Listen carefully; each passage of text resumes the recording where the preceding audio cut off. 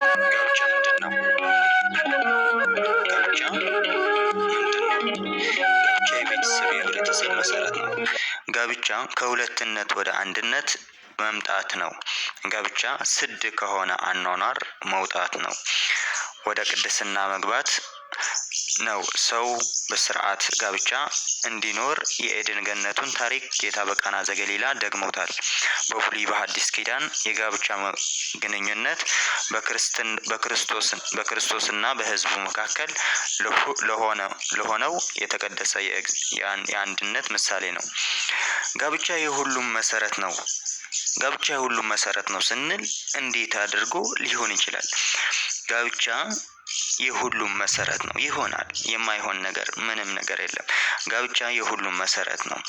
እግዚአብሔር አምላክ የፈቀደውና እርሱ ያለበት ጋብቻ የተባረከ መሰረቱም የጸና ነው። በእርግጥ ጋብቻ ከሌለ ቤተሰብ አይኖርም። ቤተሰብ ደግሞ ከሌለ ህብረተሰብ ማህበራዊ ኑሮ አይኖርም። ህብረተሰብ ከሌለ ደግሞ ሀገርም ህዝብም አይኖርም። ዘር መተካት የለም። ስለዚህ ጋብቻ የሁሉም መሰረት ነው።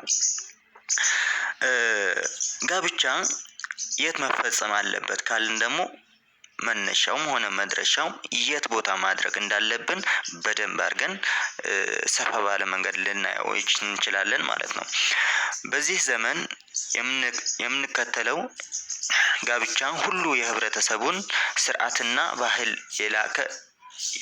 ያላከበረ ስርዓት ቤተክርስቲያን ያልጠበቀ በመሆኑ ፍቅሩም ሜዳ ጋብቻውም በሜዳ ፍቺውም በሜዳ ሆኖ ይጠናቀቃል። የተቀደሰው ጋብቻ ጌታችን ራሱ በሰው ልጅ በማህበራዊ ህይወት ውስጥ ዋና